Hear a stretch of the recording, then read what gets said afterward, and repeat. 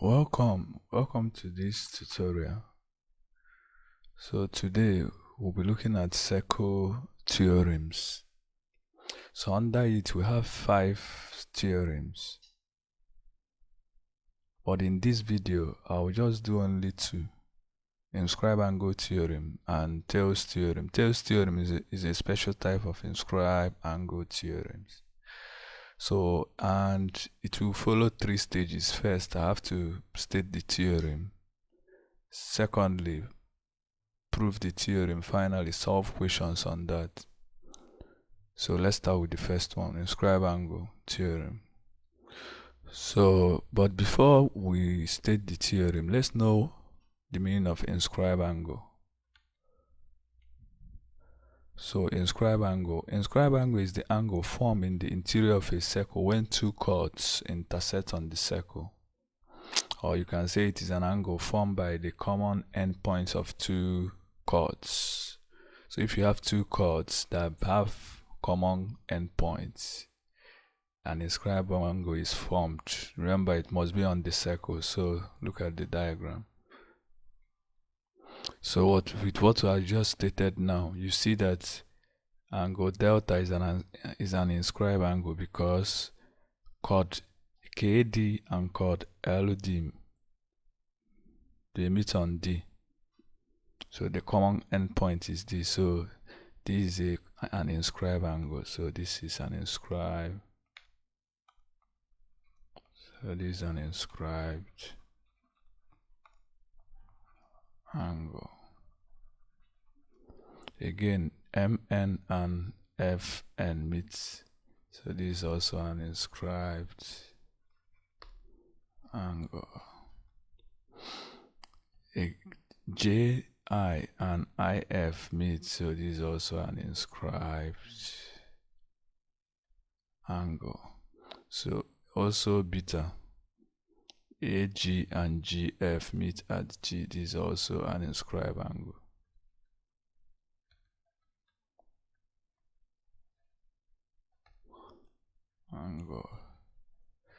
Finally, this is A, GF and IF meet is also an inscribed angle. And again, there's what we call intercepted arc. Intercepted arc is the arc that joins the other 2 endpoints of the chord. So I'm saying that K arc KL is an intercepted arc. KL is an intercepted arc for delta. That's KL is the intercepted arc for delta. This is P. So MP is the intercepted arc for alpha. Also JF is the intercepted arc for theta. So that's another thing, we call it intercepted arc. Let me write the spelling. Intercepted arc is the arc that connects the other 2 endpoints. So look at the inscribed angle theorem. So the inscribed angle theorem says that the central angle is twice the inscribed angle.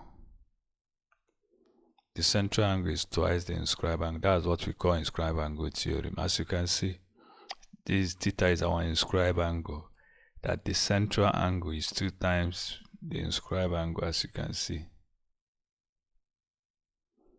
Also here,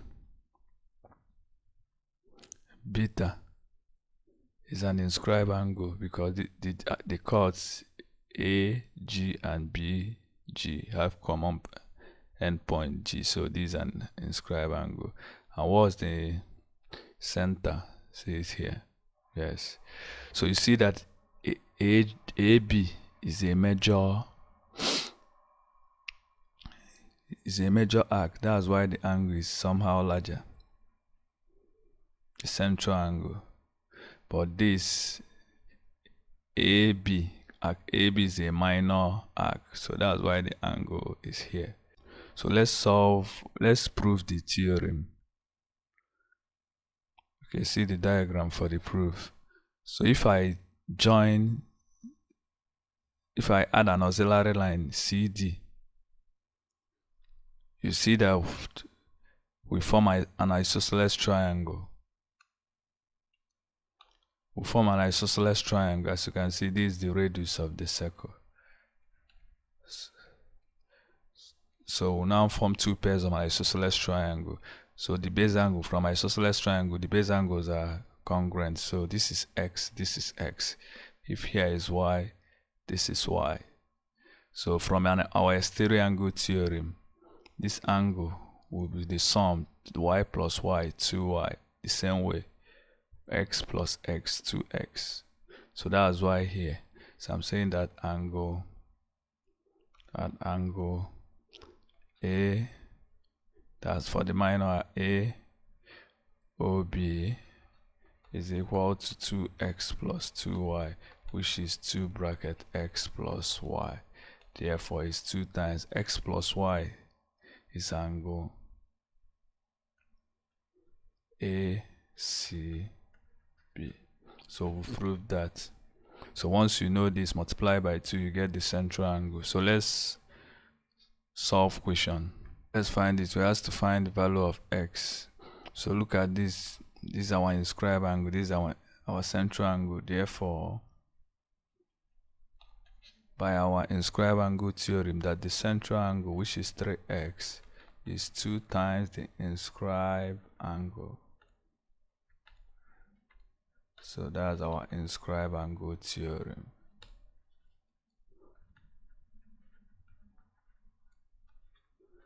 So 2 times x is 2x. 3x minus 2x is x. 2 times 10 is 20. So that's our answer. 2x plus 10. So 3x minus 2x is x. So x equals 20. So our answer is A. So that's the easiest one. Let's look at this. As to find the measure of theta. Okay, as you can see, we have an inscribed angle theta. So, and remember, this is a minor arc. So our central angle is this, not this one. So from angle at a point, this is 60 degrees. Therefore, theta is that by our inscribed angle theorem. The angle at the center is 2 times that. So it's option A. So the next one asks that if AC is the diameter, find angle OGC. So we are looking for this angle. And since we are looking for this angle, we need to know this, because this is the radius of the circle. So form an isosceles triangle and the base angles are congruent. So whatever that is here is here. So, and as you can see, this is an inscribed angle. And an inscribed angle, the central angle must be 2 times the inscribed angle. And as you can see, our central angle is 125. So this should be 125 over 2. Also, this is 125 over 2 by isosceles triangle theorem, and this is 62.5. So that's our answer, 62.5, option A. So the next theorem is called Thale's theorem. Thale's theorem is a special type of inscribed angle theorem. So it states that the inscribed angle of a semicircle is 90.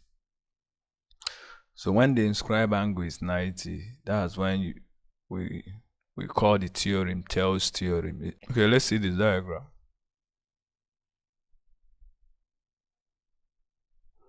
Okay.